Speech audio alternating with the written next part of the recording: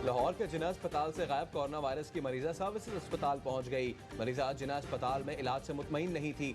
सराय आलमगीर में एक ही खानदान के 6 अफराद में कोरोना की तस्दीक, पूरा गांव सील। पाकपतन में दफा 144 की खिलाफ वर्जी, पुलिस का शादी की तकरीब पर छापा, दुल्हे समेत 6 अफराद गिरफ्तार, मुकदमा दर्ज। कोयटा के शहरियों ने घर में रहने के अहकाम हवा में उड़ा दिए। मशरकी पहाड़ के दामन में पिकनिक मनाने पहुंच गए।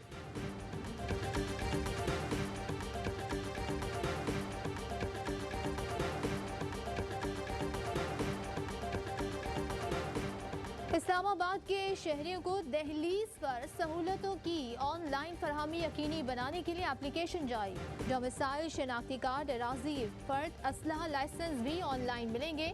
वजीर आजम इमरान खान कहते हैं कोरोना के पेश नज़र ऐप काफ़ी मददगार साबित होगी।